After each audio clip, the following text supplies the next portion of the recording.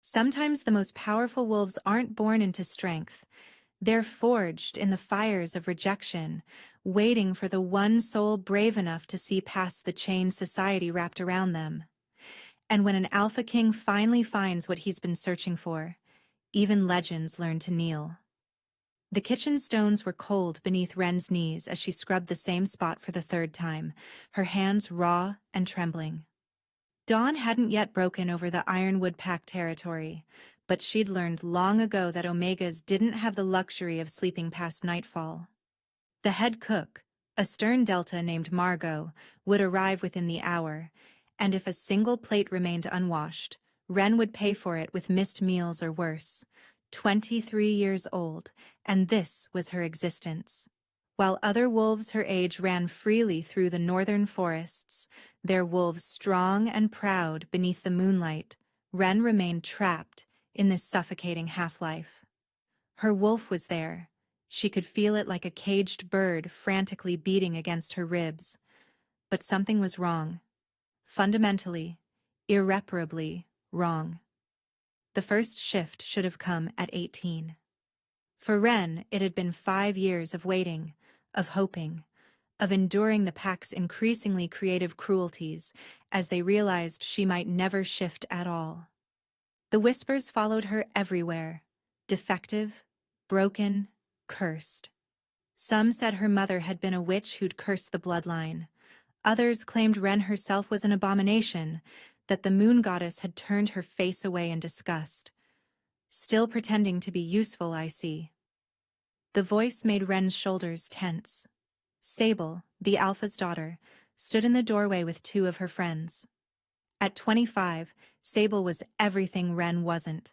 Powerful, beautiful, and cruel in the casual way that came from never knowing consequence. Her wolf was magnificent, a red-brown creature that could run for hours without tiring. Wren kept her eyes down. Just finishing the morning prep. The morning prep, Sable mimicked in a high-pitched voice that made her friends snicker.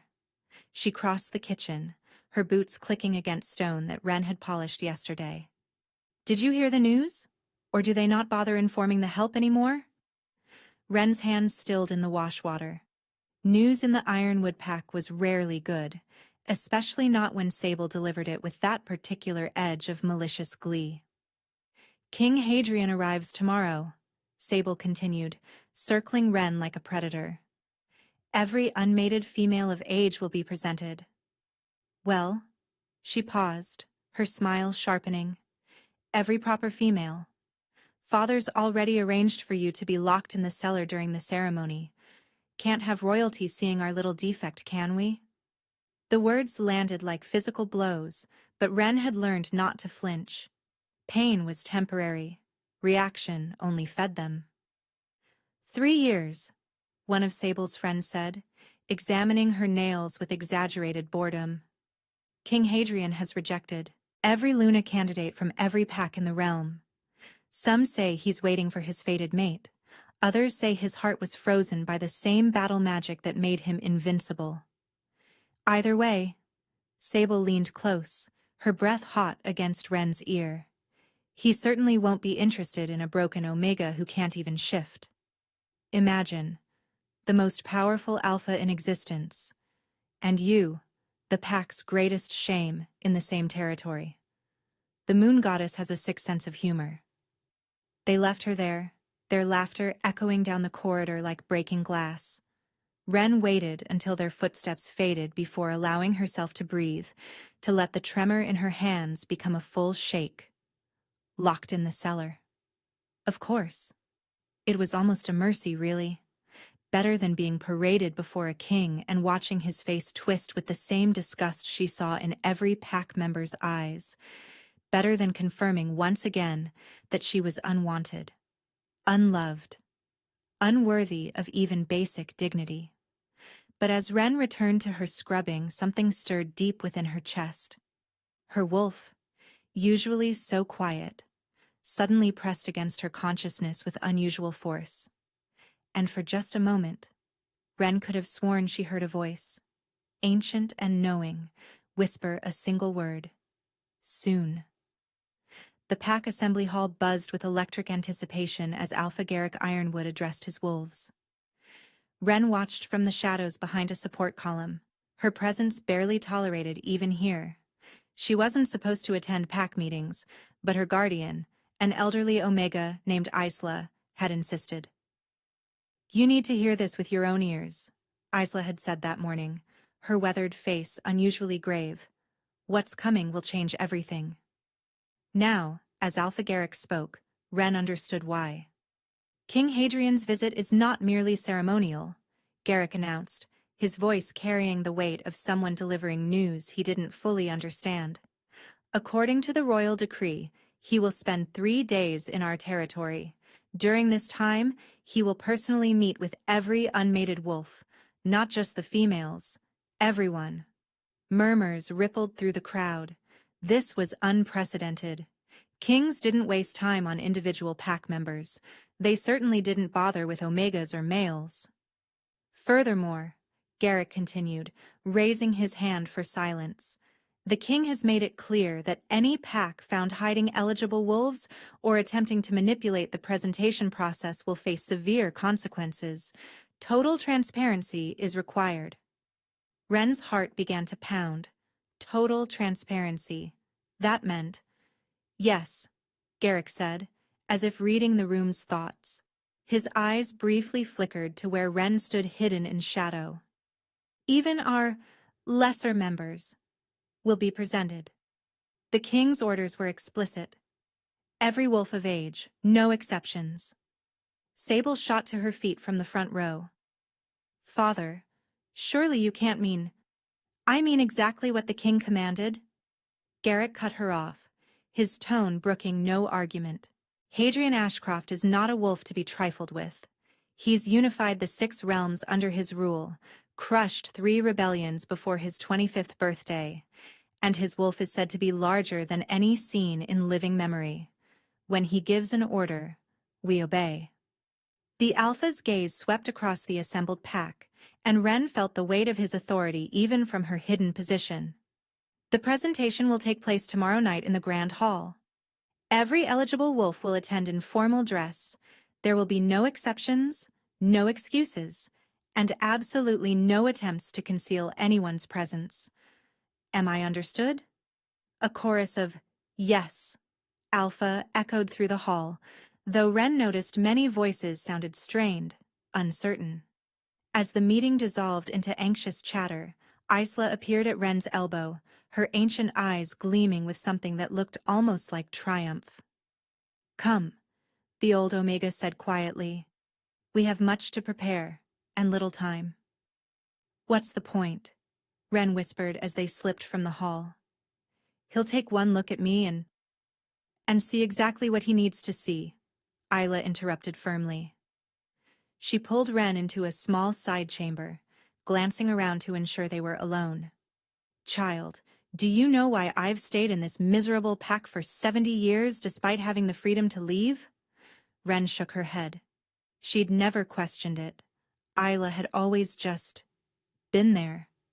"I made a promise to your mother," Isla said softly. "On the night she died, when you were barely 5 years old, she made me swear something. She said, 'When the king comes searching, make sure my daughter is seen. Make sure she stands in the light, not the shadows. Everything depends on it.'" The word sent a chill down Wren's spine. "My mother knew? Knew about King Hadrian? Your mother knew many things." Isla reached into her worn satchel and pulled out a dress that made Wren gasp. It was midnight blue, the color of the sky just before dawn, and it seemed to shimmer with its own inner light. "She made this for you herself, using techniques from the old world. Wear it tomorrow night." "Isla, I can't. This is too much." "You can, and you will." The old Omega's voice carried a steel Wren had never heard before. "Your mother was special, Wren. More special than this pack ever knew.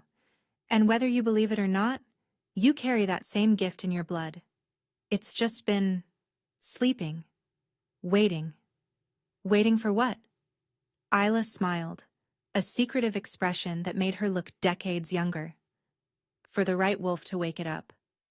That night, Wren lay in her small room, barely larger than a closet tucked beneath the main stairs, and stared at the midnight blue dress hanging on her wall. Moonlight filtered through her tiny window, making the fabric seem to glow. Her wolf stirred again, pressing against her consciousness with an urgency that was almost painful. And in her dreams, Wren saw golden eyes watching her from the darkness, and heard a voice, like thunder wrapped in silk, whisper a single word: tomorrow. The day of King Hadrian's arrival passed in a blur of frantic preparation. The entire pack house had been transformed. Banners of deep crimson and gold hung from every surface, the colors of the royal house. Servants rushed about with flowers, fine linens, and enough food to feed 3 packs. Wren moved through it all like a ghost, completing her usual duties while trying to avoid the increasingly hostile stares from other pack members. The news that she would be presented to the king had spread like wildfire, and the reactions ranged from disbelief to outright rage. "It's an embarrassment," she overheard one beta mutter as she passed, parading a defective omega before the king like she's worthy of his notice. "Maybe he'll see it as the insult it is," another responded. "Could damage our standing with the crown." Wren kept her head down and continued walking. She'd learned long ago that defending herself only made things worse. As afternoon bled into evening, Isla found her in the laundry, pressing linens for the banquet that would follow the presentation. "Enough," the old omega said firmly, taking the iron from Wren's hands. "You've done your last chore for this ungrateful pack. Come, it's time to prepare." In Isla's small room, Wren was bathed with water infused with herbs that made her skin tingle. Isla worked in focused silence, washing Wren's long dark hair until it shone, then braiding it with silver threads that caught the light. "These belong to your mother," Isla explained, weaving the delicate strands through Wren's hair. "Pure lunar silver, blessed under a full moon. It's tradition among the old families." "We're not an old family," Wren said quietly. "We're nothing." "You believe the lies this pack has fed you?" Isla's hands paused in their work. "Your mother, Raven, came from a bloodline older than the 6 realms themselves. She hid it, buried it deep, to protect you. But tonight, some of that truth needs to show." Before Wren could ask what that meant, someone pounded on the door. "The Omega better be getting ready," Sable's voice rang through the wood. "Father says if she's not in the grand hall in proper dress in 1 hour, she'll be dragged there in her work clothes." Isla opened the door just enough to glare out. "She'll be there. Now leave us be." When the door closed again, Isla turned back to Wren with renewed urgency. "The dress. Now." The midnight blue gown fit perfectly, as if it had been made for Wren's exact measurements. When she looked in Isla's small cracked mirror, she barely recognized herself. The dress brought out the silver flecks in her dark gray eyes she'd always kept downcast. The silver threads in her hair caught the candlelight like captured stars. "One more thing." Isla pressed a small vial into Wren's hands. "Drink this just before the presentation begins." Wren examined the liquid. It was clear, with what looked like moonlight swirling inside. "What is it?" "Protection," Isla said simply. "Your mother made it years ago, preserving it with her own power. It won't change who you are, but it will stabilize you. Keep your wolf calm even under extreme stress." "You think I'll have an episode?" Wren's voice came out smaller than she intended. The episodes, times when her wolf tried to surface but couldn't, leaving her writhing in agony, were her deepest shame. They'd happened 3 times in public, each one cementing the pack's view of her as broken. "I think tonight will test you in ways you can't imagine," Isla said gently. "This will help. Trust me. Trust your mother's magic." As Wren tucked the vial into a hidden pocket in her dress, footsteps thundered in the hallway outside. "He's here," someone shouted. The king's convoy just passed the northern border. Isla squeezed Ren's shoulders. Remember, stand tall, don't hide, and no matter what happens, don't look away when he sees you. Promise me. I promise, Ren whispered, though she had no idea why it mattered. The walk to the grand hall felt like walking to her execution. Other wolves in formal attire rushed past her, some shooting her disgusted looks, others simply pretending she didn't exist. Ren's hands trembled as she touched the vial through the fabric of her dress. At the grand hall entrance, she paused. Through the ornate doors, she could hear the assembled pack, hundreds of voices mixing with nervous energy. Somewhere in there, Sable and her friends were probably already positioned in the front, ready to catch the king's eye. The strong, the beautiful, the worthy. And then there was Ren. She pulled out the vial, uncorked it, and drank the contents in one swift motion. The liquid was cool going down, tasting of mint and starlight and something else. Something wild and ancient that made her wolf suddenly go very, very still. The doors opened. Beta Rowan, the pack's third in command, looked at her with barely concealed contempt. You're to stand in the back, far back, and for the love of the goddess, don't speak unless directly addressed. Ren nodded and slipped inside, making her way along the wall to the rear of the hall. The space was magnificent.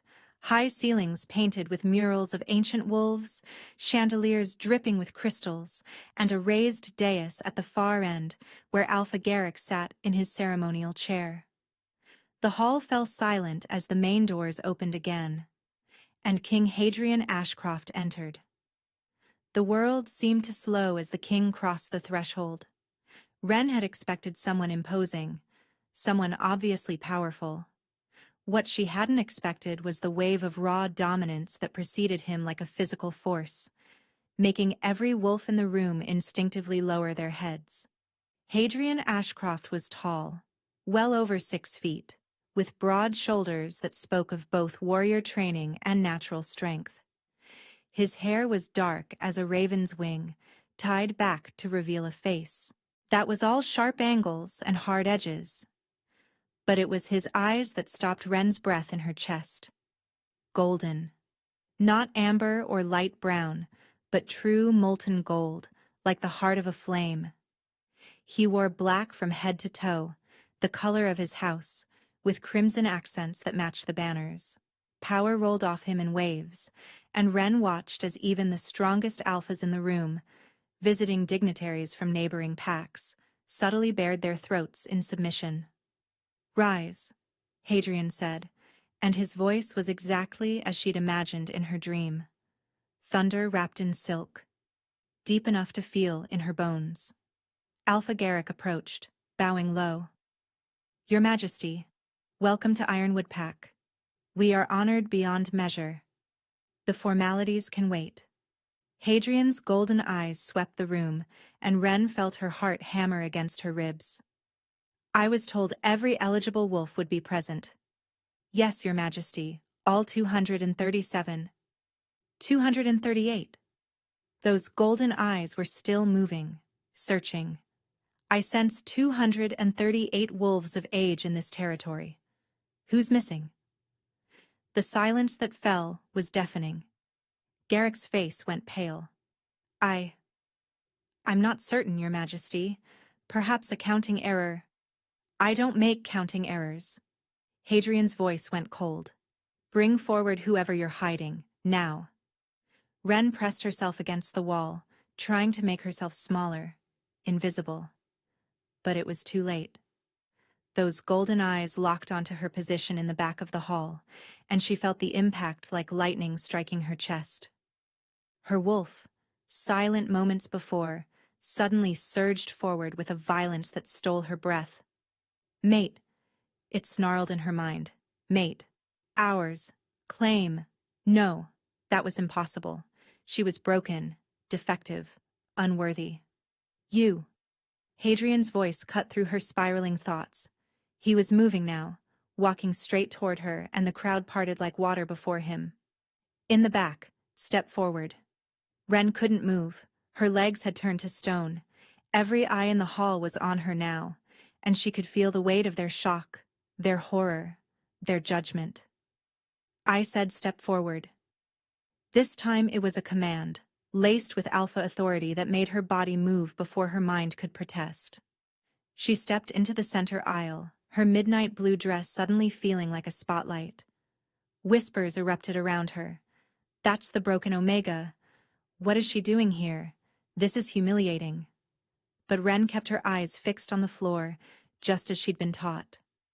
Hadrian stopped 3 feet away, close enough that she could smell him, pine and snow, and something that made her wolf keen with desperate longing. Close enough that she could feel the heat radiating from his body. "Look at me," he said quietly. Wren's hands clenched into fists. She remembered Isla's words. "Don't look away when he sees you." She raised her eyes. The moment their gazes met, the world exploded. It wasn't physical. Nothing moved. Nothing broke. But Wren felt it in her very soul. A connection snapping into place with such force that she gasped aloud. Golden eyes widened in shock, and for just a second, the unshakable king looked utterly stunned. "Impossible," he breathed. Then, louder, turning to Alpha-Garrick without breaking eye contact with Wren. "What is her name?" That's just Wren, Your Majesty." Garrick's voice held confusion and growing alarm. "She's an Omega. Defective. She can't shift properly. We included her only because you demanded everyone be present, but surely you can see she's not suitable." "Suitable for what?" Hadrian's voice had gone dangerous, and Wren watched as his hands clenched into fists at his sides. "To breathe? To exist? To stand in the same room as her betters?" "I meant no offense, Your Majesty, but nothing." Hadrian finally looked away from Wren, turning the full force of his attention on the Alpha. "Tell me, Garrick Ironwood, how long has this wolf been in your pack?" "Her whole life, Your Majesty. Born here. And in all that time, has anyone ever questioned why she can't shift? Has anyone investigated the cause, sought healers, consulted the old texts?" The silence that followed was answer enough. Hadrian turned back to Wren, and something in his expression softened. "Your wolf," he said gently, meant only for her ears, though the hall was so quiet everyone could hear. "You can feel it, can't you? Pushing, fighting, trying to break free?" Wren nodded, not trusting her voice. "It's not broken." He took a step closer, and Wren's entire body lit up with awareness. "It's caged. Someone bound it. The question is why." Before anyone could respond, Sable's voice cut through the tension. "Your Majesty, surely you're not wasting your time on the pack's charity case? There are proper females here. Strong wolves who would be honored." Hadrian didn't even glance in her direction. "Clear the hall." Alpha-Garrick blinked. "Your Majesty?" "I said clear the hall. Everyone out. Now. Except her." He gestured to Wren without looking away. "She stays." The grand hall emptied in a chaos of confused voices and shuffling feet. Wren caught a glimpse of Sable's furious face, Isla's satisfied smile, and Alpha-Garrick's terrified expression before the massive doors closed with a boom that echoed through the now empty space. And then, it was just her. And him. And the truth, hanging in the air between them like a drawn blade. "Breathe," Hadrian said softly, and Wren realized she'd been holding her breath. "I'm not going to hurt you." "Everyone hurts me," she whispered before she could stop herself. "It's what I'm for." Something flickered across his face, rage, quickly controlled. "Who told you that?" "No one had to tell me. I learned by experience." Wren forced herself to meet his eyes, remembering Isla's instruction. "Why am I here? What do you want from me?" "The truth." He moved closer, and Wren's wolf whimpered with longing. "Tell me about your mother." The question caught her off guard. My mother? She died when I was 5. I barely remember her. Her name was Raven.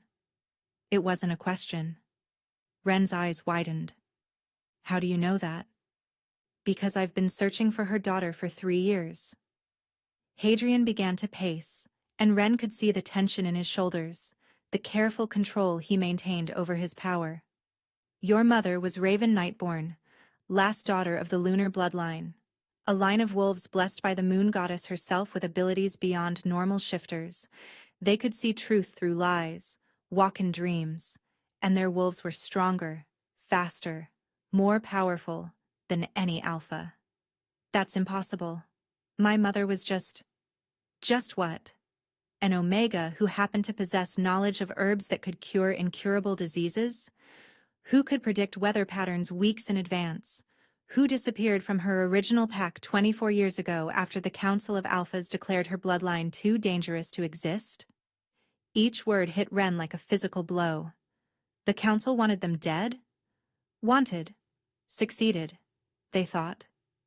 Hadrian stopped pacing, turning to face her fully. The lunar bloodline was hunted to extinction. Every member killed. But your mother survived by doing something desperate.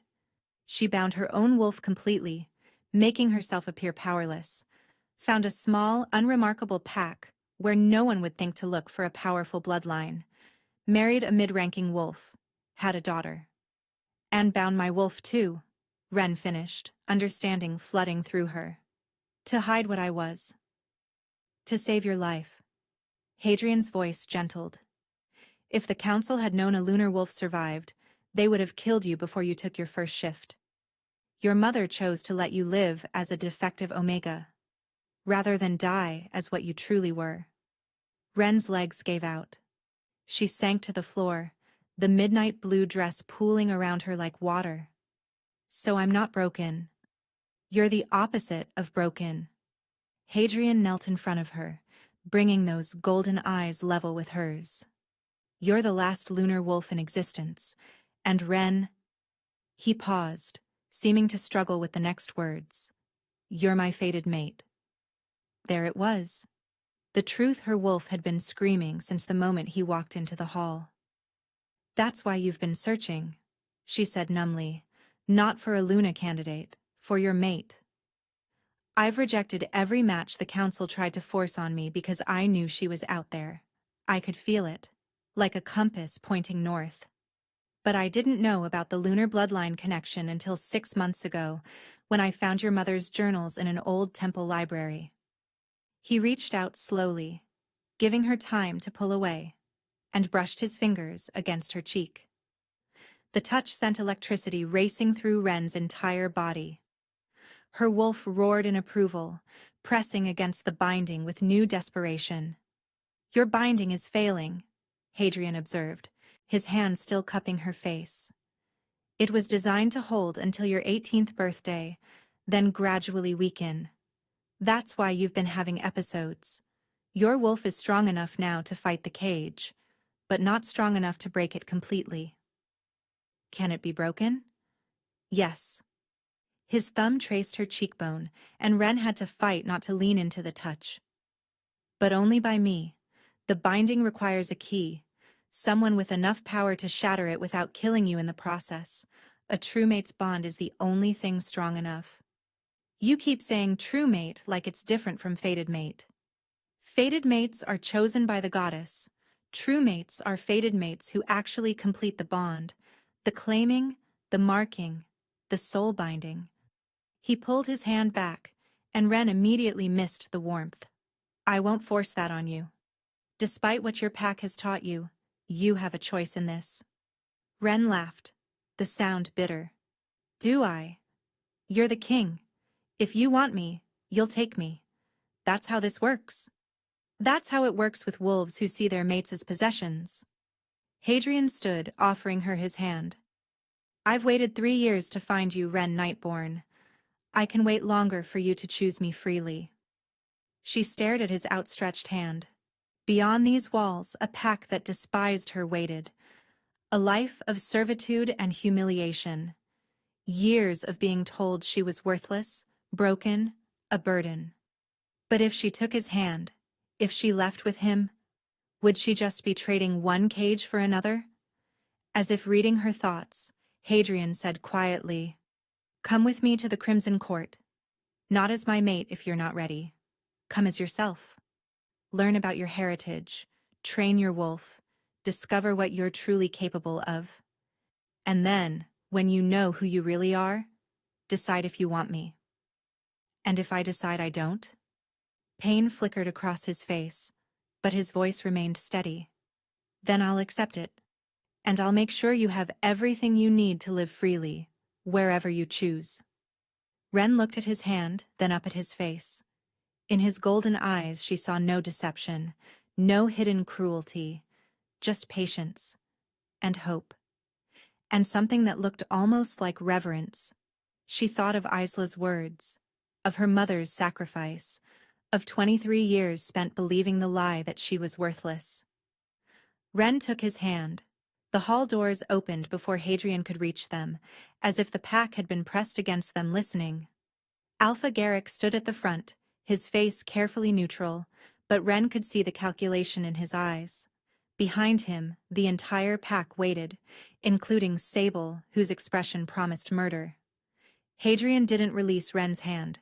Instead, he interlaced their fingers and walked forward with her at his side, making their connection impossible to miss. The gasps were audible. "Your Majesty," Garrick began, his voice strained.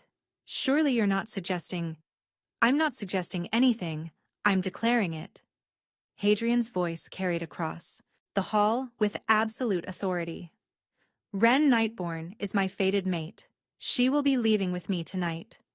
The silence that followed was deafening. Then chaos erupted.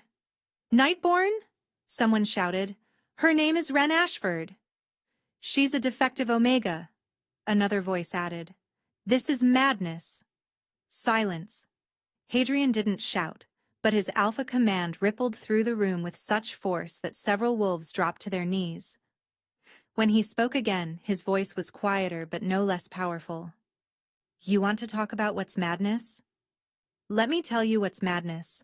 A pack that had a lunar bloodline wolf in their midst, the rarest, most powerful heritage in existence, and not only failed to recognize it, but tortured her for 23 years. We didn't know," Garrick started. "You didn't care to know."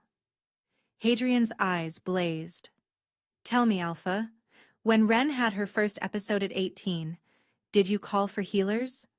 Did you consult ancient texts? Did you do anything except label her defective and move on?" Garrick's silence was answer enough. "And you?" Hadrian's gaze shifted to Sable, who actually stepped back. "How many times did you pour wolfsbane in her washwater? How many plates did you break and blame on her? How many nights did you lock her in the cellar for your amusement?" Sable's face went white. "I never. The king can't possibly know. I have scouts in every pack in the 6 realms. You think your petty cruelties went unnoticed?" He turned back to address the entire assembly. "Every single one of you who participated in her abuse, who stood by and watched, who turned a blind eye to her suffering, you should be on your knees thanking the goddess that she's more merciful than I am. Because if Ren asked me to burn this entire territory to the ground, I would do it without hesitation." Ren's hand tightened on his. "Hadrian," she whispered, "don't." He looked at her, and some of the rage in his eyes softened. "Why not? They deserve it." "Because becoming like them doesn't heal anything." She forced herself to stand taller, to face the pack that had broken her so many times. "I'm leaving. That's punishment enough, knowing that the worthless Omega they tormented was worth more than all of them combined." Pride blazed across Hadrian's face. He turned back to the pack. "You heard her. Ren is choosing mercy you don't deserve. But know this. If I hear of any retaliation against Isla or any other wolf who showed her kindness, if I hear of any attempt to follow her or harm her in any way, I will return. And there will be no mercy the second time." Your Majesty, a quiet voice spoke up. Isla pushed through the crowd, carrying a small bag. The girl's belongings. Not that she has much, but what's hers should go with her. Isla, Ren started, but the old Omega just smiled. Your mother would be so proud, Isla said softly, pressing the bag into Ren's free hand. Then, louder, she addressed Hadrian. You take care of her, King. She's precious cargo. I know exactly how precious she is. Hadrian's voice held a promise, and I swear on my crown and my wolf that I will protect her with my life. As they turned to leave, Sable's voice cut through the air one last time. You'll regret this. When her wolf remains caged, when she embarrasses you before the entire realm, when you realize you've bound yourself to a broken... She didn't finish. Hadrian had moved faster than Ren's eyes could track, and suddenly, he was inches from Sable's face, his wolf so close to the surface that his eyes glowed pure gold. Say one more word about my mate, he said, voice barely above a whisper but somehow more terrifying than a shout. And king or not, I will tear out your throat. Are we clear? Sable nodded frantically, tears streaming down her face. Hadrian returned to Ren's side, his demeanor shifting instantly back to calm control. Ready? Ren looked around the hall one last time, at the pack that had raised her but never valued her. At the faces that held shock, rage, disbelief, and in a few rare cases, something that might have been shame. She thought of all the years she'd spent trying to earn their acceptance. All the pain she'd endured hoping that someday, somehow, she'd be enough. Now, with her hand in the king's and her mother's true name finally spoken aloud, Ren realized she'd always been enough. They were just too blind to see it. I'm ready, she said, and walked out of Ironwood Pack for the last time, head high, hand in hand with a king who saw her worth when no one else could. The Crimson Court lay 3 days' journey north, through mountain passes that took Ren's breath away. Hadrian's convoy consisted of 12 guards in wolf form, flanking a sleek black vehicle that moved with unnatural silence. Ren sat in the back with Hadrian, hyper-aware of every point where their bodies almost touched. Tell me about the Crimson Court, she said on the second day, needing to fill the charged silence. Hadrian glanced up from the reports he'd been reading. It's nothing like Ironwood. For one, we don't believe in hierarchy based on birth designation. An Omega with skill and dedication can rise to Beta if they prove themselves. A born Alpha who's incompetent will find themselves demoted. That must cause conflict. Less than you'd think. Wolves respect strength and competence. When both are present, designation becomes irrelevant. He set aside his papers. You'll have your own quarters in the Moon Tower. It's traditional for unmated lunar wolves. Your mother stayed there during the brief time she visited before going into hiding. My own quarters? Ren repeated. Not with you? A muscle tightened in his jaw. I told you I wouldn't force anything. That includes proximity. When and if you want more, you need only say so. The careful distance in his tone made Ren's wolf whimper. It wanted to close the gap, to press against him, to solidify the bond that pulled at her like a physical ache. But her human mind needed time. As if sensing her internal struggle, Hadrian added softly, the bond is strongest when chosen freely, Ren. A forced mate bond is brittle, resentful. I want you to choose me because you want to, not because fate decided it for you. Is that even possible? Defying fate? Fate gives us the pieces. We decide what to build with them. On the third day, they crested a ridge, and Ren saw the Crimson Court for the first time. It wasn't a packed territory. It was a city. Towers of gray stone rose from the mountainside itself, connected by bridges that seemed to defy gravity. Waterfalls cascaded between buildings, creating a constant mist that caught the sunlight in endless rainbows. It's beautiful, she breathed. It's home. Hadrian's voice held quiet pride. And now it's yours too. As they descended into the valley, wolves began appearing along the road. Not threatening, curious. They bowed their heads as the king's vehicle passed, but Ren noticed their eyes were on her, not him. Word had clearly spread. The main gates were forged from silver and gold, depicting wolves running beneath a full moon.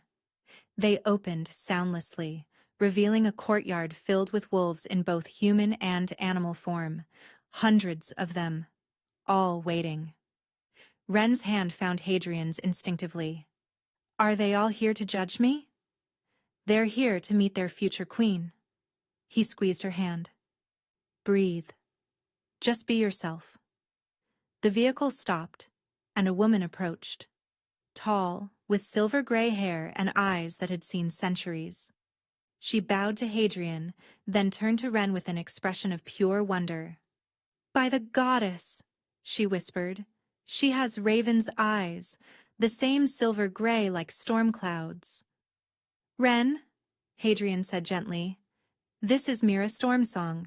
She was your mother's mentor, and the last person to see her before she went into hiding. Mira's eyes filled with tears. I searched for her for years, for both of you. When we received word of her death 5 years ago, I thought the line was truly ended. She reached out, then hesitated. May I? Ren nodded, and Mira cupped her face with weathered hands. You have her strength. I can feel it, even through the binding. Mira's voice shook. And you have more. Your father's line was stronger than Raven knew. When we break the binding, child, you're going to be extraordinary. When? Ren repeated. Not if. We break it tomorrow. Hadrian's voice was firm. Every day it stays in place is another day you're in pain. But first, Mira needs to prepare you. The breaking will be intense. The moon tower was everything Hadrian had promised. Circular rooms with floor-to-ceiling windows that let in moonlight, shelves lined with books written in languages Ren couldn't read, and a bed large enough for 3 people draped in silver silk. Your mother's journals are here, Mira said, pulling out a trunk from beneath the bed. She left them for you, along with instructions for your training. That night, alone in her tower, Ren read her mother's words. My dearest Ren, if you're reading this, then the binding has begun to fail, and you've found your way to the Crimson Court. I'm sorry for the pain I've caused you. Sorry for the years you spent believing yourself broken. But I couldn't see another path that kept you alive. The Council fears the lunar bloodline because we see truth. Absolute, undeniable truth. When a lunar wolf looks at you, they see not just what you are, but what you've done. Every lie, every crime, every secret shame, it's all visible to us.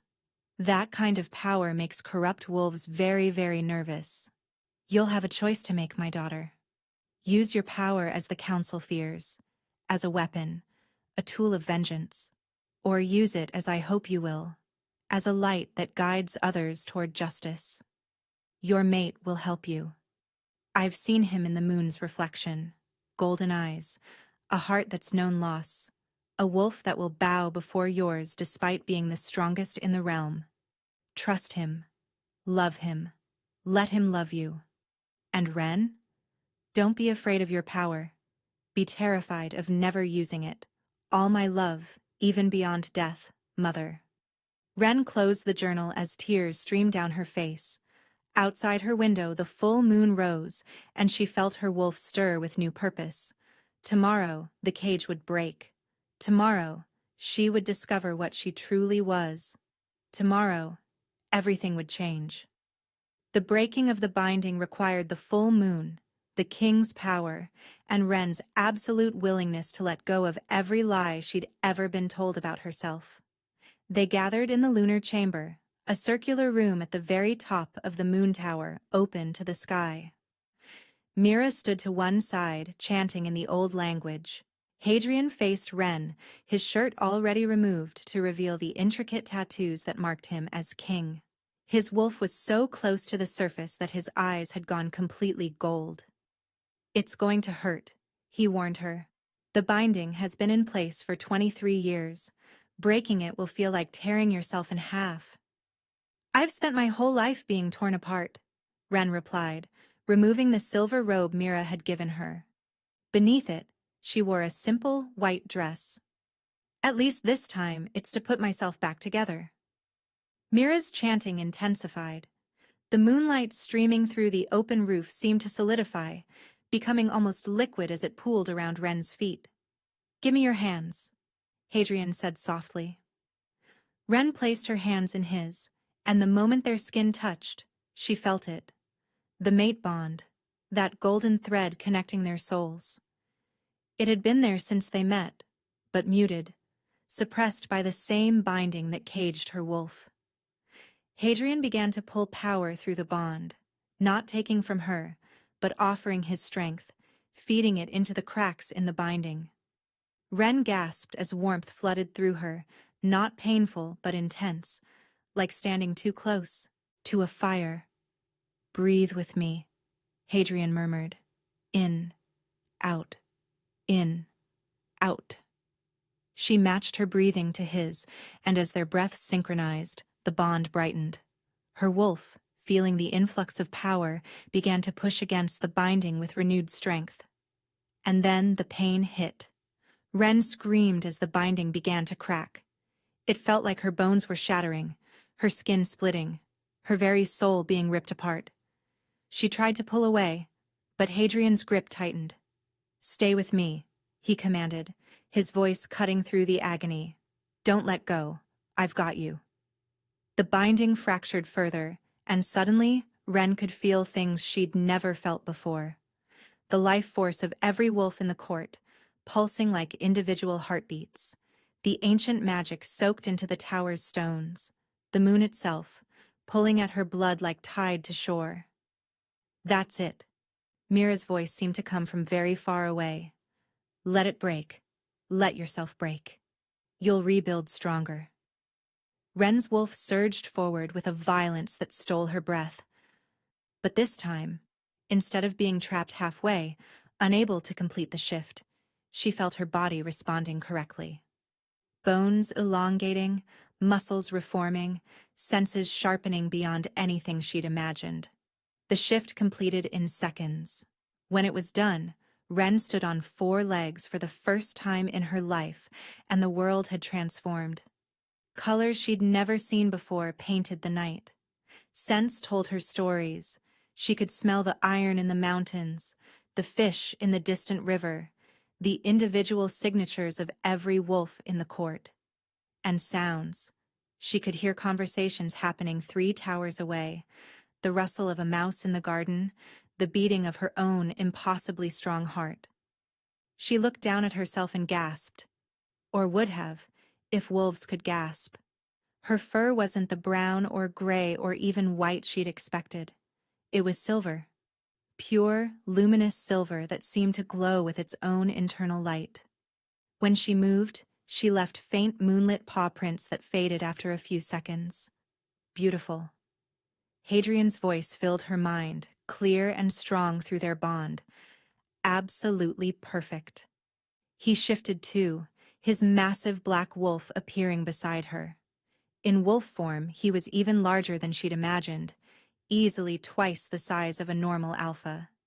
But when he looked at her, he lowered his head in submission, exposing his throat in the ultimate show of vulnerability. "Your wolf is dominant to mine," he explained through their mental link. "As it should be. Lunar wolves are meant to lead. Even kings." Ren's wolf knew instinctively what to do. She approached Hadrian's wolf, sniffed his exposed throat, then gently pressed her muzzle against it, accepting his submission, acknowledging the bond. "Mine," her wolf rumbled, and the word echoed through both their minds. "Mine to protect, mine to cherish, mine. Yours." Hadrian's wolf agreed, now and always. Mira, still in human form, approached slowly. "How do you feel?" Ren shifted back, and the transition was effortless, like slipping from one skin to another. She stood naked in the moonlight but felt no shame, only power. I feel... She searched for words. Whole. For the first time in my life, I feel whole. That's because you are. Mira handed her a robe. The binding is completely broken. Your wolf is free. And Ren? The older woman smiled. You need to see what else you can do. Over the next hours, as Hadrian shifted back and watched, Mira taught Ren the basics of lunar abilities. She could see truth in people's eyes.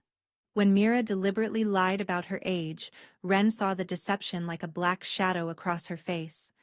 She could walk on moonbeams, literally running on solidified moonlight that held her weight like a bridge. She could hear thoughts if someone projected them strongly enough, and with practice, she'd be able to enter dreams. And most surprisingly, when she howled, every wolf in the court felt it, a call that demanded attention, inspired loyalty, and could rally wolves from miles away. Your mother could do all this and more, Mira explained as they took a break. With training, you'll surpass even her. The combination of lunar bloodline and royal mate bond makes you possibly the strongest wolf born in 1,000 years. Ren looked at Hadrian, who'd remained quiet throughout the demonstrations. Does it bother you? That my wolf is stronger? Does it bother the moon to shine brighter than the stars? He moved closer, his golden eyes soft. Ren, I've spent 5 years as the strongest wolf in the realm. It's lonely. Exhausting. Every day someone wants to challenge me, test me, take what's mine. But you... He cupped her face gently. With you, I can rest. Your strength doesn't diminish mine, it completes it. I don't know how to be what you need, Ren admitted. I don't know how to be a queen. Then we'll figure it out together. He pressed his forehead against hers. You don't have to have all the answers right now. You just have to be willing to try. As the sun began to rise, painting the sky in shades of pink and gold, Ren felt something settle in her chest. Not just her wolf, finally free and content, but something deeper. A sense of purpose, of belonging. She'd spent 23 years being told she was worthless. But here, in this tower, with this wolf who saw her true value, she was beginning to believe a different story. The broken Omega was dead. Long live the Lunar Queen. Word of the lunar wolf's awakening spread through the 6 realms like wildfire. Within a week, the Council of Alphas convened an emergency session and issued a summons. Ren was to appear before them to verify her legitimacy and ensure she posed no threat to the established order. It's a trap, Hadrian said flatly, crumpling the official summons in his fist. They're terrified of you. They'll try to discredit you or worse. They sat in his private study, surrounded by maps and Geisha reports. Ren had been training intensively with Mira for 7 days, and already she could do things that seemed impossible. Yesterday, she'd walked through a solid wall by phasing her molecules at just the right frequency. This morning, she'd seen a truth in one of Hadrian's advisors. The man had been taking bribes from a rival pack. He was now in the dungeon awaiting trial. Let them be terrified, Ren said quietly. They should be. They murdered my entire bloodline. They hunted my mother until she had to erase herself to survive. They don't get to summon me like I owe them an explanation for existing. Hadrian's eyes gleamed with pride. You want to refuse? I want to go. And I want to make them regret ever asking. She stood, moving to the window that overlooked the court. How many alphas sit on the council? 7. Each representing one of the major territories. And they're all male, I assume? For the last 200 years. Yes.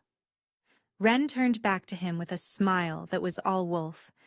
Then it's time that changed. The council met in neutral territory, an ancient stone circle that predated even the oldest packs. As Hadrian's convoy approached, Ren could see 7 thrones arranged in a semicircle, each occupied by an alpha radiating power and barely concealed hostility. She recognized one immediately, Alpha Garrick Ironwood. He avoided her eyes. King Hadrian, the center alpha spoke. He was ancient, his hair white as snow, his face mapped with scars. We appreciate your prompt response to our summons. You summoned my mate, Hadrian corrected coldly. I'm merely her escort. The alphas exchanged glances. One of them, younger, with red hair and cruel eyes, leaned forward. Your alleged mate. We've yet to verify her claims of lunar heritage. I've made no claims, Ren said, stepping forward before Hadrian could respond. I've simply existed. You're the ones who seem to have a problem with that. Mind your tongue when addressing the council, girl, the red-haired alpha snapped. Or what? Ren tilted her head. You'll do what you did to the rest of my bloodline? Murder me for the crime of being born? The ancient alpha raised his hand for silence. We mean no harm, child. We simply need to ensure you are what you claim to be. The lunar bloodline was eliminated for good reason. Define good reason, Ren interrupted. Because from where I stand, it looks like you murdered an entire lineage because their ability to see truth made your corruption visible. You dare? I dare. Ren let her wolf surface slightly, just enough that her eyes flashed silver. You want verification? Fine. Let's start with you, Alpha Marcus. She focused on the ancient wolf. You ordered the death of 3 lunar wolves personally. I can see it in your eyes, written in your soul like scars. You were afraid they'd reveal you'd been embezzling pack funds for decades. Marcus went pale. That's a lie. Is it? Ren shifted her. Focus. Alpha Thorn. Red hair, short temper, mate who mysteriously died 3 years ago. Except she didn't die of illness like you claimed. You killed her when she discovered you were forcing yourself on Omega females in your pack. Should I continue? The red-haired alpha shot to his feet, his wolf surfacing. I'll tear out your throat for that slander. He lunged. Ren didn't move. She didn't need to. Hadrian was there in an instant, his massive hand wrapped around Thorn's throat, lifting him off the ground like he weighed nothing. Touch her, Hadrian said softly, and I'll make your death last days. Hadrian, let him go, Ren said calmly. He's not worth the trouble. Hadrian dropped Thorn, who gasped and scrambled backward. His eyes never left Ren. How did you know? I told you. I can see truth. It's what lunar wolves do. She addressed the entire council. Every secret you've buried, every crime you've committed, every lie you've told. I see it all. And eventually, so will everyone else. That's why you fear us. Not because we're violent, because we're honest. The ancient alpha, Marcus, seemed to age 10 years in 10 seconds.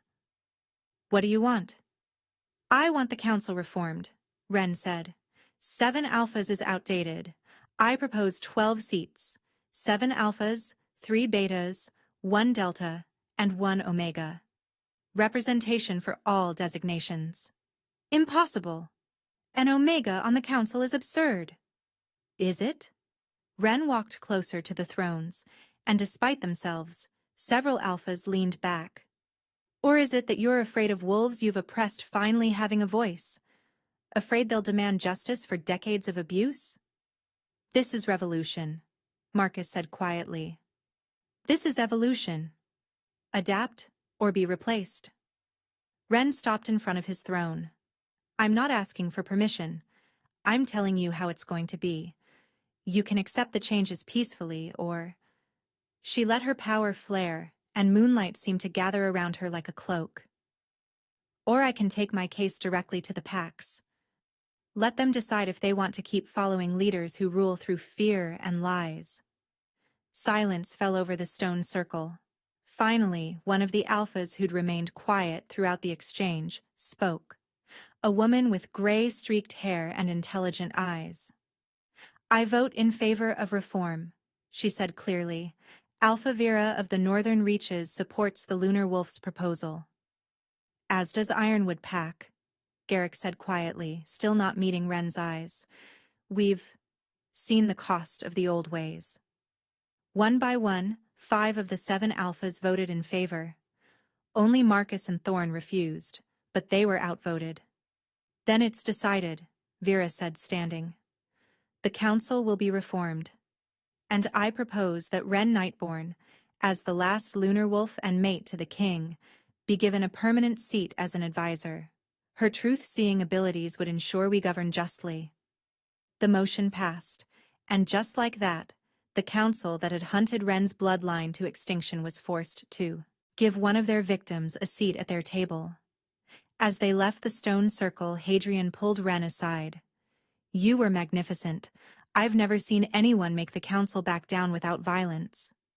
My mother taught me something, Ren said, looking back at the 7 thrones, soon to be 12. She wrote it in her journal. The truth is more powerful than any fang or claw. Because lies need constant reinforcement, but truth stands on its own. Your mother would be proud. I hope so. Ren leaned against him, letting herself take comfort in his warmth. Because this is just the beginning. If I'm going to be your queen, I'm not going to rule the same way they did. Things are going to change, Hadrian. Really change. He kissed the top of her head. Good. The realm needs change. It needs you. 3 weeks after the council's reform, the first pack went silent. The Redwood Pack, 200 strong, located on the eastern border, simply stopped communicating. No responses to messages, no scouts reporting in.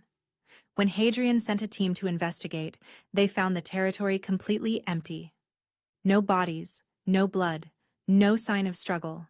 Just empty homes and a darkness that seemed to cling to everything like oil. This is the 3rd pack in 2 months, Mira said grimly, examining the reports in Hadrian's war room. Silverpine, Moonwater, and now Redwood. All vanished without a trace. Not without a trace.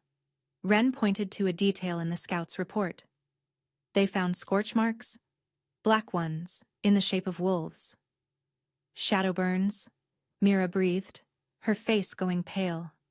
I haven't seen those in 50 years. What are shadow burns? Hadrian asked. They're the signature of shadow wolves, creatures that shouldn't exist anymore.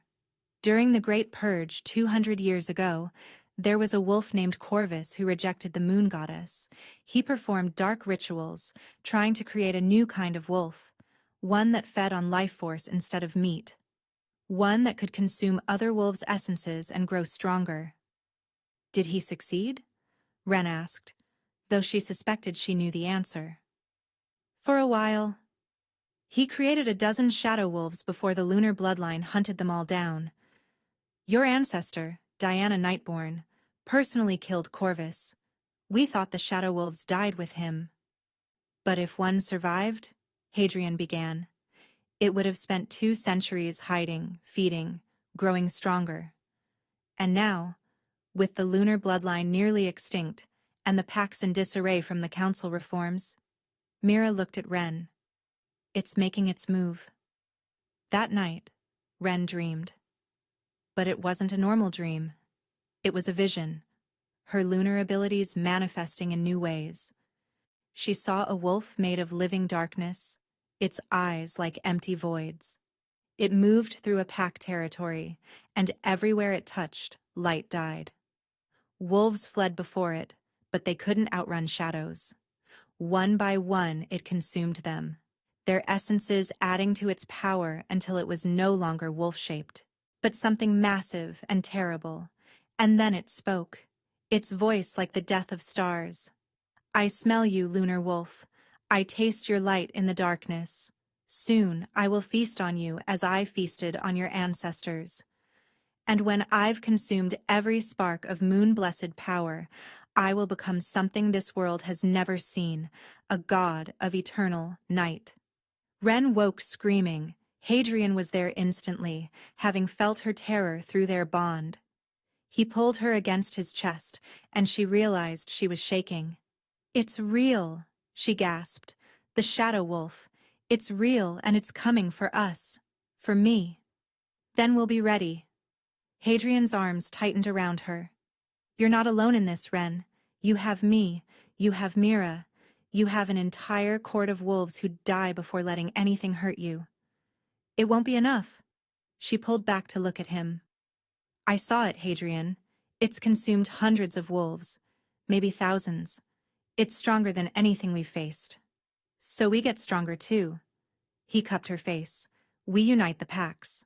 All of them. Every alpha, beta, delta, gamma, and omega. We stand together, or we fall separately. The packs have never truly united, Ren said. Too much bad blood. Too many old grudges. They've never had a reason before. Now they do. Survival. Hadrian stood, pulling her up with him. And they've never had a lunar wolf to lead them. Over the next week, Hadrian called every alpha in the 6 realms to an emergency summit. To Ren's surprise, they all came, even those who'd voted against the reforms. Fear was a powerful motivator. The summit was held in the Crimson Court's Great Hall, and Ren stood before 200 alphas, their betas, and representatives from every designation. The tension in the room was thick enough to cut. Many of you know me as the king's mate, Ren began, her voice amplified by the hall's acoustics. Some of you still think of me as the broken Omega from Ironwood Pack. But what I am is simple. I'm the last thing standing between your packs and extinction. She gestured, and Mira activated a projection. Images of the empty territories, the shadow burns, the evidence of vanished wolves. A shadow wolf is hunting us. It's already consumed 3 packs. It won't stop until it's devoured every wolf in the realm, unless we stop it. How? Alpha Vera asked. If it's as powerful as you say, we use the one advantage we have, unity. Ren's eyes blazed silver. Shadow wolves feed on isolation, on fear, on division. They're strongest when we're separated. But together, with every pack fighting as one, we become something it's never faced before. You're asking us to trust each other, an alpha from the Southern Territories said. To fight alongside packs we've feuded with for generations. I'm not asking, I'm telling you that you don't have a choice.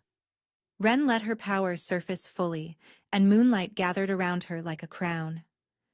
This thing is coming. You can face it together and maybe survive, or you can cling to your pride and definitely die. Choose. The silence that followed was profound. Then Alpha Garrick stood. Ironwood Pack stands with the Lunar Wolf.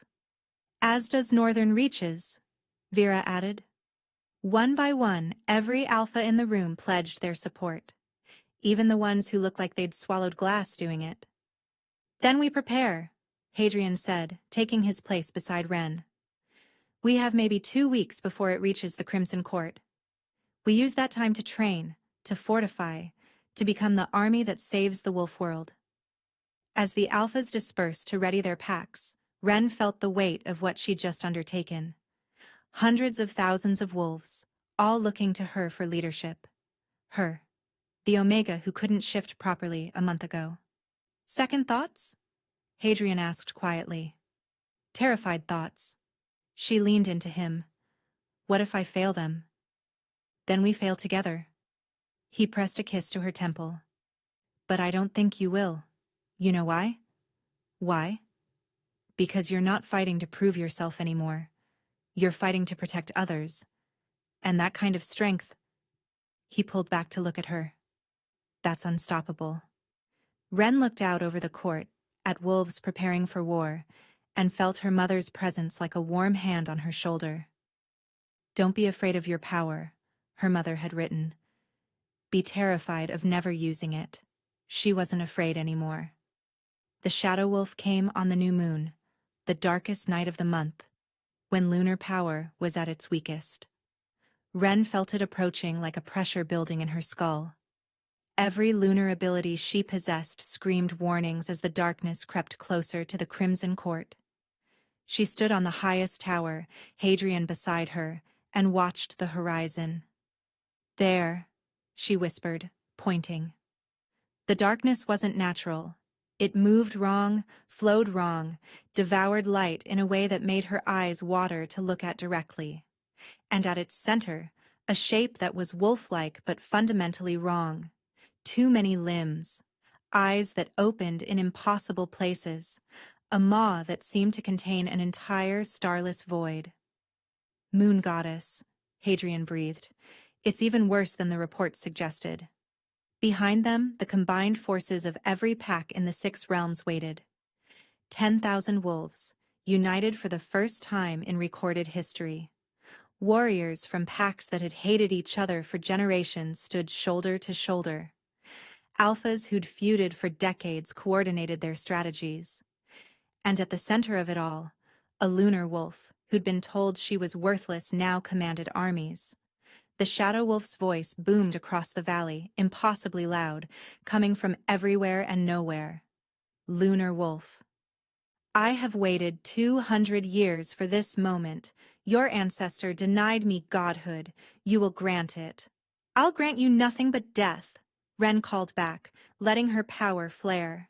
Silver light erupted around her, pushing back against the darkness. You're an abomination, a corruption of everything wolves are meant to be. And you are a relic, the last of a dying breed. When I consume you, there will be no light left to oppose me. The Shadow Wolf attacked. It moved impossibly fast for something so massive, crossing the valley in seconds. The front line of wolves met it with fangs and claws, but their attacks passed through its form like smoke, and everywhere it touched, wolves screamed as their life force was drained, their bodies crumpling into empty husks. "Ren!" Hadrian shouted. "It's not solid. Normal attacks won't work." She'd expected this. "Phase 1, she called out. "Lunar formation." Mira had spent the last 2 weeks training 50 wolves with even a trace of lunar bloodline, distant descendants who'd never manifested powers because the genetics were too diluted. But together, with Ren as their focus, they could create something unprecedented. The 50 wolves formed a circle around the Shadow Wolf, and Ren stood at the center. They began to howl in unison, their voices harmonizing in the ancient song Mira had taught them. Silver light erupted from each wolf, flowing toward Ren until she blazed like a star. "Clever," the Shadow Wolf hissed, "but insufficient." It lashed out with tendrils of darkness trying to break the circle. 3 wolves fell, their light extinguished. But the others held, pouring everything they had into Ren. She felt their strength, their hope, their faith flowing through her. Every wolf who'd ever been told they were lesser. Every Omega who'd been abused. Every Beta denied advancement. Every wolf who'd suffered under the old hierarchies. Their collective power was staggering. Ren shifted into her wolf form, and her silver fur blazed so bright it hurt to look at directly. She leaped at the Shadow Wolf, and this time, her claws found purchase. The Shadow Wolf shrieked, a sound that shattered windows in the court. "Impossible! You're only one wolf." "I'm not one wolf." Ren's mental voice carried across the battlefield. "I'm every wolf who ever refused to accept the world as it was. I'm every survivor who got back up after being beaten down. I'm the last lunar wolf, and I carry the strength of everyone who came before me." She tore into the Shadow Wolf's form, her moon-blessed claws ripping holes in the darkness. But the creature was massive, and for every wound she inflicted, it seemed to create 2 more tendrils of shadow. One caught her across the ribs, and Ren felt agony beyond anything she'd ever experienced. Not physical pain, but her very essence being drained, her light dimming. No. Hadrian's wolf appeared, massive and black and furious. He threw himself between Ren and the Shadow Wolf, taking a blow meant for her. Ren felt his pain through their bond and screamed. "Hadrian!" "I'm fine," he gasped, though she could feel he absolutely wasn't. "Keep fighting. I didn't find you after all these years just to watch you fall now." Around them, the battle raged. Wolves attacked, in coordinated strikes, keeping the Shadow Wolf's attention divided. Mira directed the lunar circle, maintaining the flow of power to Ren. Alpha Vera led a suicide squad that drew the creature's fire away from the more vulnerable wolves, but they were losing.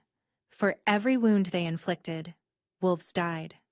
The Shadow Wolf was too strong, too ancient, too hungry. And then Ren remembered something her mother had written in her journal. The strongest magic requires the greatest sacrifice.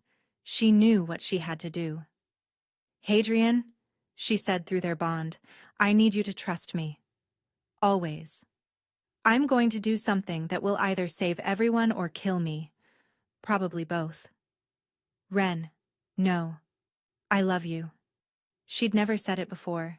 Hadn't let herself believe she could feel that deeply, that quickly. But facing death made truth unavoidable. I love you, and I need you to let me do this. She could feel his anguish, his desperate desire to refuse. But he was a king, trained to make impossible choices. I love you too, he said finally, come back to me. Ren broke from the lunar circle and ran straight at the Shadow Wolf's center mass, at the void-like maw that consumed everything it touched. Yes! The creature roared in triumph. Come to me, let me feast on your light. Oh, I'm going to let you feast, Ren said. I'm going to give you exactly what you want. She jumped into its mouth. The darkness was absolute. Ren felt it pressing in from all sides, trying to consume her, drain her, extinguish her light. And she let it. She opened herself up completely, letting the Shadow Wolf drink in her power. Delicious, it crooned. So much power, so much light. I will become... It stopped. Something was wrong, because Ren wasn't just feeding it her light. She was feeding it moonlight itself, the raw, primal power of the moon goddess channeled directly through her. And shadows, no matter how ancient, cannot consume the moon. The Shadow Wolf began to burn from the inside out. What have you done? It shrieked. Something my mother taught me, Ren said, her voice echoing through the void. Darkness isn't the opposite of light, it's the absence of it. And you can't consume an absence, you can only fill it. She released all the power she'd been holding. Hers, the lunar circles, the collective hope of 10,000 wolves, and the moon's own blessing. Silver fire erupted through the Shadow Wolf's form, burning away the darkness like fog before the sun.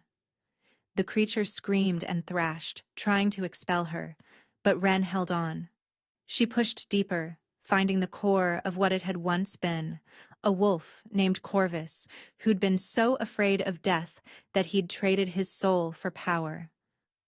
I forgive you, she whispered to that lost, corrupted soul. Rest now. The Shadow Wolf dissolved. Not exploding, just fading. Like a bad dream upon waking. The darkness lifted, and silver light flooded the battlefield. Ren fell from the sky, her wolf form barely, maintaining coherence. Strong arms caught her. Hadrian, having shifted to human form, cradling her against his chest. I've got you, he whispered. I've got you. Did it work? She managed to ask. Around them, wolves were howling, not in pain, but in triumph. The Shadow Wolf was gone, not defeated, but purified, released. It worked, Hadrian said, and she could hear tears in his voice. You saved us all. Ren looked up at the sky. The new moon was ending, and the thinnest crescent of silver was appearing on the horizon. Not me, she said softly. All of us together. And then she let the darkness take her, trusting that this time it was just sleep. Ren woke 3 days later in her tower, sunlight streaming through the windows. Her body ached in ways she didn't have words for. But she was alive. More than alive. She could feel her wolf, stronger than ever, purring contentedly in her mind. And she could feel Hadrian, sitting in the chair beside her bed, his head resting on the mattress beside her hand. He'd fallen asleep there, his fingers interlaced with hers. "You're a terrible guard," she said softly. His head shot up, golden eyes wide. "You're awake." "I'm awake." She squeezed his hand. "How long?" "3 days. Mira said you exhausted yourself channeling that much power. We thought—" His voice cracked. "We thought you might not wake up." "Takes more than consuming a shadow wolf from the inside out to kill me, apparently." She tried to sit up and immediately regretted it. "Ow. Everything hurts. That's because you saved the entire wolf world?" He helped her sit up, propping pillows behind her back. "You're a hero, Ren. Every pack is calling you the Silver Savior. There are songs being written about you." "Oh, goddess, please no." He laughed, the sound full of relief and joy. "Too late. Alpha Vera's pack has already composed 3 ballads." As Ren fully woke, Hadrian filled her in on everything she'd missed. The packs were already implementing the council reforms. For the first time ever, Omegas were being given positions of actual authority in several territories. The old designation hierarchies were crumbling as wolves realized that strength came in many forms. "And the Shadowburns?" Ren asked. "The consumed wolves?" "Gone. When you purified the shadow wolf, every essence it had consumed was released. Most went to the moon goddess, but a few—" He smiled. "A few came back. Wolves who'd been missing for decades suddenly reappeared, confused, but alive. It's being called the Great Return." Over the next weeks, as Ren healed, she watched her world transform. The Crimson Court became a center of learning, with wolves from every pack sending their young to train. Not just in combat, but in justice, diplomacy, and the arts. The Moon Tower's library was open to all, and Ren found herself teaching classes on truth-seeing and ethical leadership. The council met monthly now, with its 12 seats representing true diversity. Ren attended as the lunar advisor, and her ability to see truth kept corruption from taking root. It wasn't perfect. Change never was, but it was better, fairer, more just. And through it all, Hadrian was there. Patient, supportive, never pushing, just present. They hadn't completed the mate bond yet. Ren wanted to be absolutely sure, to choose him not because fate decided it, but because she truly wanted him. 6 months after the battle, on the night of the full moon, Ren finally made her choice. She found him in the war room, reviewing reports as usual. "Hadrian." He looked up, and something in her expression made him set down the papers immediately. "What's wrong?" "Nothing's wrong. Everything's right." Finally. She crossed to him, taking his hands. "I want to complete the bond. Tonight. Now. If you still want me." "If I still—" He laughed in disbelief. "Ren, I've wanted you since the moment I walked into that hall and saw you trying to hide in the shadows. I've wanted you every day since. I will want you every day for the rest of my life." "Then take me to the lunar chamber," she said softly. "And let's finish what we started." The bonding ritual was private, witnessed only by the moon. Hadrian marked her, his fangs piercing the junction of her neck and shoulder, claiming her as his mate. Ren marked him in return, and when their blood mixed, she felt their souls snap together with a force that stole her breath. The bond that had been simmering for months exploded into a conflagration. Every emotion, every thought, every sensation, shared between them completely. Ren felt his love, his pride, his bone-deep certainty that she was the best thing that had ever happened to him. And he felt hers, her trust, her affection, her slowly growing confidence that she was worthy of this love, this life, this happiness. "My queen," he whispered against her skin, "my mate, my light." "My king," she replied, "my home, my choice." 1 year later, Ren stood in the same grand hall where she'd first been presented to Hadrian, but everything was different now. The hall was packed with wolves from every territory, every designation, all gathered for her official coronation as queen. She wore silver and crimson, his colors and hers, blended. On her head sat a crown forged from lunar silver, embedded with gems that seemed to hold moonlight. Beside her, Hadrian stood tall and proud, his hand in hers. Do you, Ren Nightborn, last of the lunar bloodline, accept the responsibility of leading the 6 realms alongside your mate? Alphavira asked, having been chosen to perform the ceremony. I do, Ren said clearly, but not to rule over wolves, to serve them, to ensure that no wolf, alpha or omega, powerful or weak, is ever made to feel worthless again.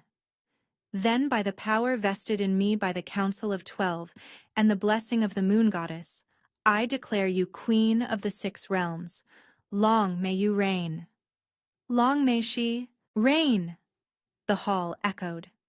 Later, at the celebration feast, Ren found a quiet moment on a balcony. Hadrian joined her, wrapping his arms around her from behind. Regrets? He asked. Not a single one. She leaned back against him. A year ago, I was scrubbing floors and being told I was broken. Now I'm a queen, surrounded by wolves who actually value me. It's surreal. You were always worthy of this, Hadrian said firmly. The only thing that changed is everyone else finally saw it. No. Ren turned in his arms to face him. What changed is I finally saw it. Your belief in me helped, but I had to choose to believe it myself. Inside the hall, wolves were celebrating, not just the coronation, but the year of peace and prosperity. Not a single pack had gone hungry.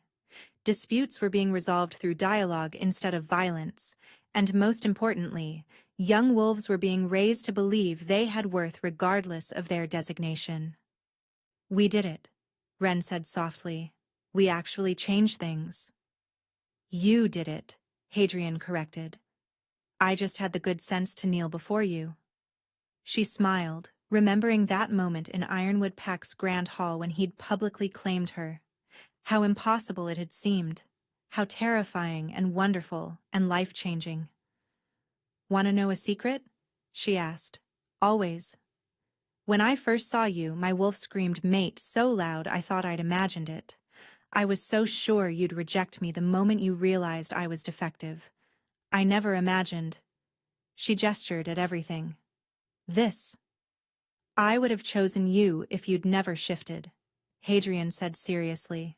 Wolf or no wolf, power or no power. I would have chosen you, Ren, because you're brave and kind and stubborn and brilliant. The fact that you're also the strongest wolf in the realm is just a bonus. Flattery will get you everywhere. I certainly hope so. He kissed her forehead, then her nose, then her lips. Speaking of which, there's something I wanted to discuss. Oh? How would you feel about heirs? The council is starting to ask, and while I told them it's none of their business. Yes, Ren interrupted. Yes, yes, I want a family. With you. Little wolves who will grow up knowing they have worth no matter what designation they manifest. Who'll be raised to see strength and kindness, not just dominance. She smiled. Though fair warning, with my luck, we'll end up with a dozen pups. A dozen sounds perfect. As they stood together under the full moon, Ren thought about the Omega who'd been locked in a cellar, afraid to be seen. Who'd believed every lie about her worthlessness. Who'd never imagined she could be loved, let alone cherished. That Omega was dead. And in her place stood a queen who'd been forged in rejection and risen in power. Who'd transformed a broken system simply by refusing to accept that broken was all she could be.